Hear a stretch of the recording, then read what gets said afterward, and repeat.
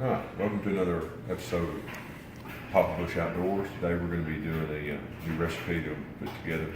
Me and Rob were talking about today. We're going to do a chicken breast. It's going to be stuffed with a jalapeno stuffed with cheese. We're going to stuff that inside the chicken breast. Then we're going to wrap it bacon with ranch seasoning. Throw it on the grill, about a 400-degree grill, and cook them until they're done. So let me show you what we got here. We've got just a skinless, boneless chicken breast with the rib meat still attached. What we're going to do is we're going to make sure that we trim this excess fat that's on here.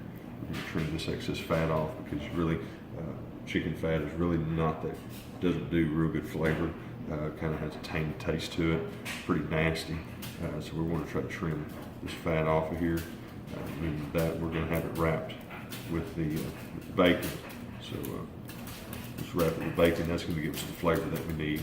Then we'll just simply take a knife, stick our knife in, like so. Cut a pocket.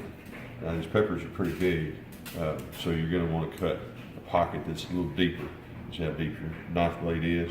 So we don't want the knife blade to stop and our pepper to stick out. So once we get the first cut in, we're going to go a little bit deeper into it and cut. So that way you're cutting, you can see where my knife is, we're cutting down in here. So when we stuff that pepper in, we've got it in there. But be careful as you cut, because you don't want to cut too deep into it, because you don't want to cut out this backside. Once you get that done, simply you can take and stuff your pepper in like that. So your pepper's in there. And then we're going to take ranch seasoning, regular dry ranch seasoning, season chicken breast, both sides.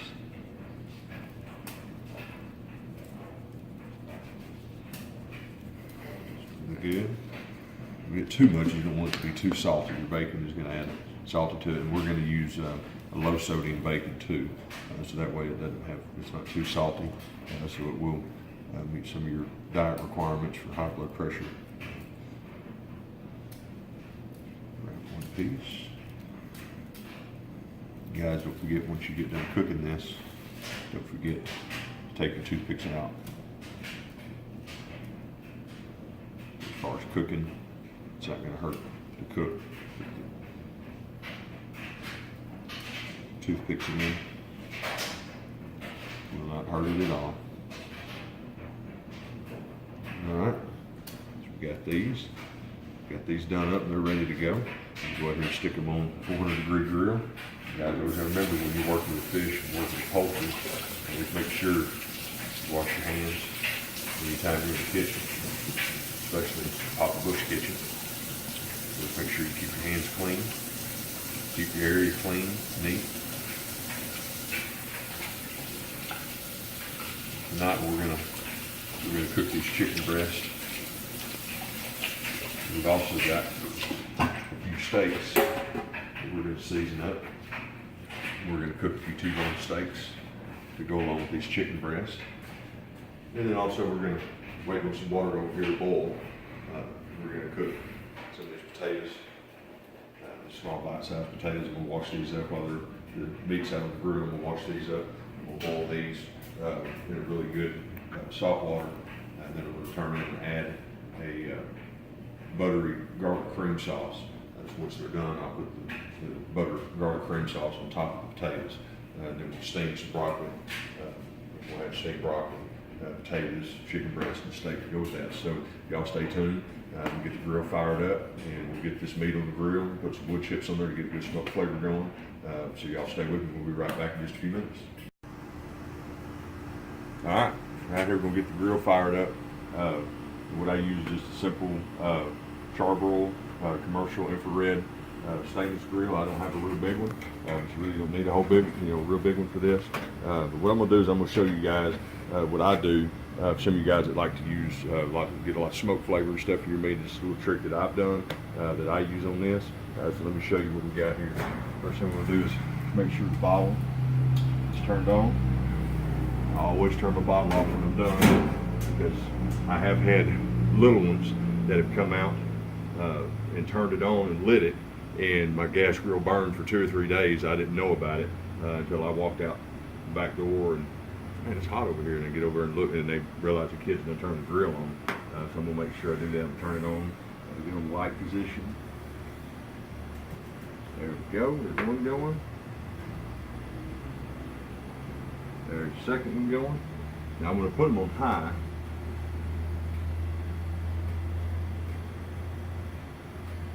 Put them on high because I want to burn this stuff off. And these grates, I like this grill because these grates on this thing, a lot of this stuff, if you get in close and look at some of this, this is not rust on this grill. What this is this is just leftover drippings and stuff from other cooking stuff I've done on it. But these, I like this grill, this infrared, because these grates on here are cast iron, and they season just like your traditional cast iron pots and pans and stuff, what they do. So what I'm going to do is I'm just going to let this thing go on high for about 10-15 minutes. It's going to start smoking. It's going to get really smoky and everything will come out. Then I'll take and I'll just clean this off with a wire brush. I'll just simply brush all that stuff off and it'll just fall off. And it'll be clean grates there without a problem. And you can see the remnants of some of the wood chips that have been there before. Typically what I do is I just get these, I pick these up at Walmart. These are just, these are mesquite flavor. They make them also in hickory flavor, applewood flavor, whatever you want. But simply what I do, you can see, is I just take these things from this grill, and once this grill gets hot and cleans off, I'll take these wood chips and just take a couple handfuls and just sprinkle a couple of handfuls right here in the back side. That's the tendency where the grill has a tendency to get a little hotter is in the back. So I'll put the wood chips back here in the back, and I'll even run a line of them kind of down the center, about halfway down the center here. So all my wood chips will be here. Once that gets going, those wood chips will start burning, they'll start charring up, and it'll get a real good smoky flavor. It won't be too strong of a smoky flavor. I know a lot of people don't like the smoke to be too strong of a flavor. I like the smoke flavor, but my wife is not real big on real strong smoky flavor. So it puts enough smoke flavor in there that you get a good taste to it, but it's not overpowering. So that's what I like to use when I do mine.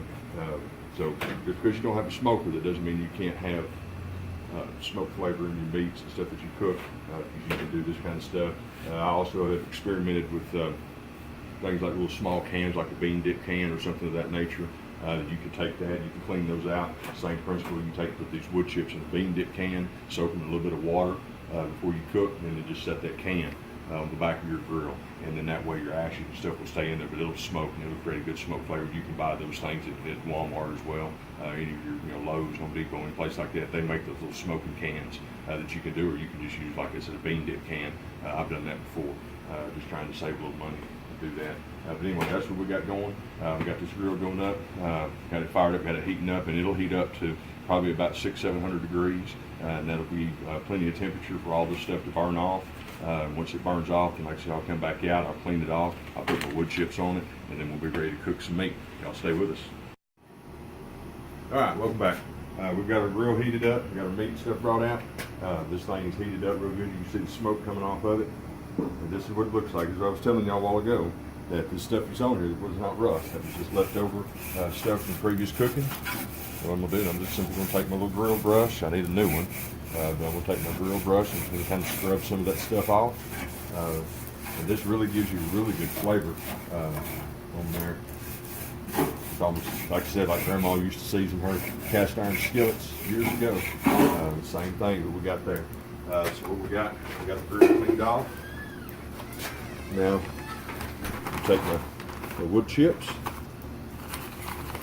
and I'm just simply going to get me a handful of them.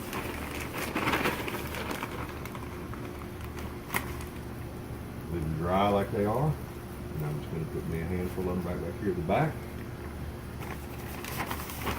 And probably a second handful. Got a lot of meat here to cook, and we'll put those on there. And it'll take just a second, and those will start smoking. Meantime, I'm going to turn my fire down just a little bit, not much. I like to cook over a high heat. I'll take that off.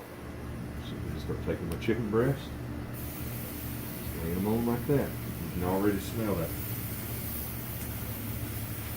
mesquite starting to smoke. Wonderful flavor. Another thing you're going to find out, one of the reasons why I like this charbroil grill is also because this charbroil grill, you don't get a lot of the flare-ups, especially when you're cooking things like bacon. You won't get flare-ups. and the burn stuff that you normally get off of a normal gas grill. You won't get that with this charcoal grill, this infrared grill. That's one of the things I really like about it. So I'm going to take these steaks, I don't have room for them right now, so I'm going to take these steaks back in, put them in the fridge for just a few minutes so I get this chicken done. We're going to go in here and check the potatoes out. I think we got our companies who showed up tonight. That's going to eat with us. He's our associate, he's our interim pastor down here at the church. Really good guy, Brother Tim Watkins. And I've let him know that we're going to be videoing tonight, and he said he's cool with it. I told him I promised I wouldn't video him while he was eating or anything, but so he might hear him talking, you might see him there in the video. We're going to check out these potatoes. I've got them cooking in there. We're going to check out this cream sauce that I've made to put on the potatoes.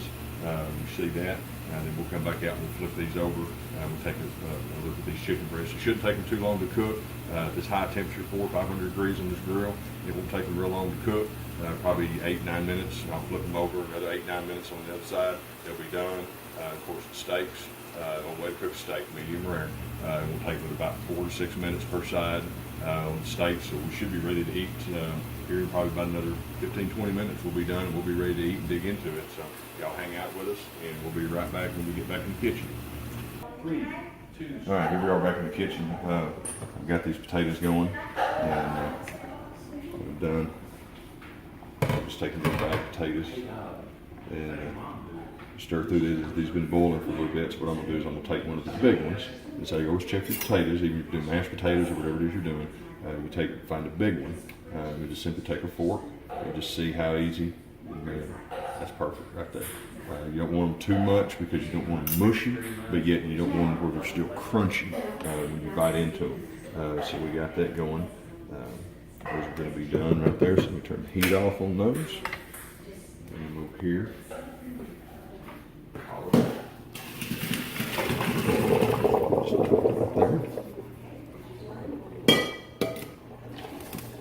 Let them drain.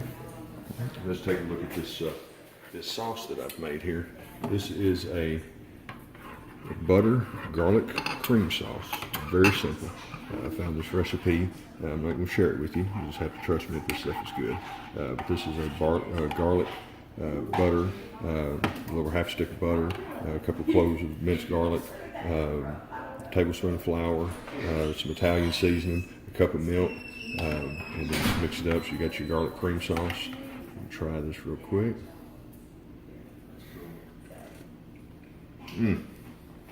Awesome. All right. What I'm going to do, take this, potatoes are drained.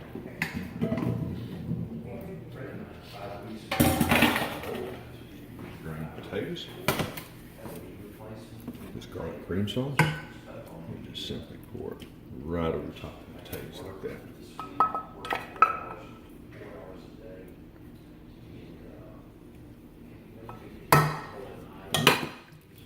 Mix this together real good so it will incorporate. Just completely slather, cover these potatoes. Just absolutely gorgeous potatoes. These things are hot. Get one of them. Take a fork.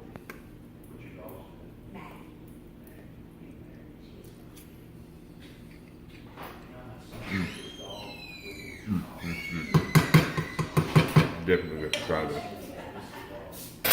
So, potatoes are done. Put the lid back on. We just had a little photo bomber come in on the camera.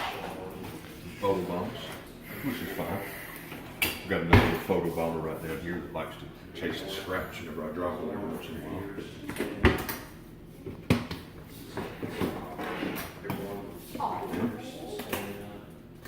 Get a little kit. Seafood kit. Tongs.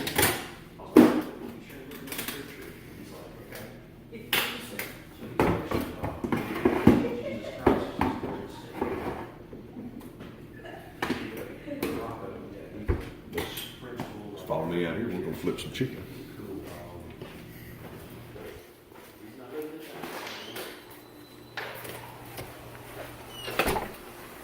All right, we've had this chicken been on here. See how it's really starting to kind of turn white. We got wonderful smell coming off of it. Take these.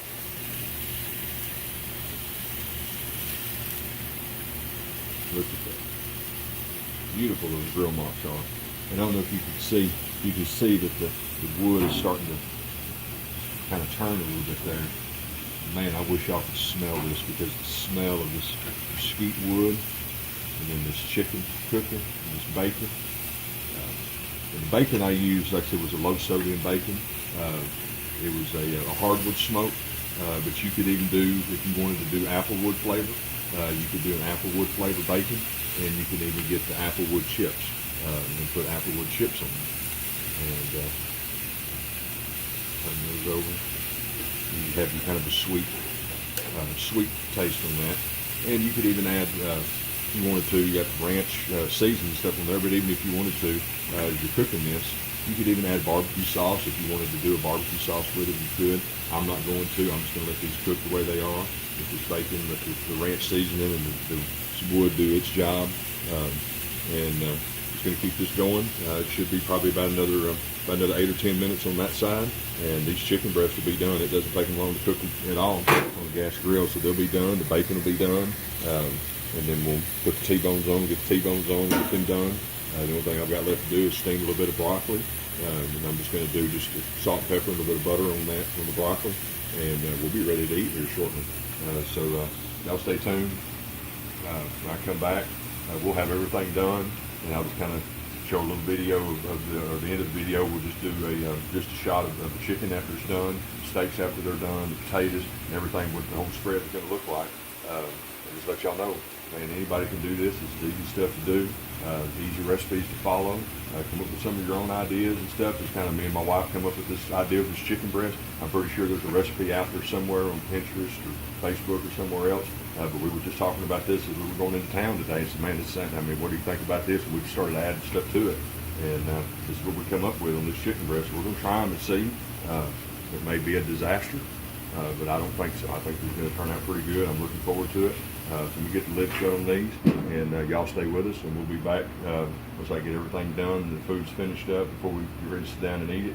I'll be back to let y'all see what the whole spread looks like. So we'll be back shortly.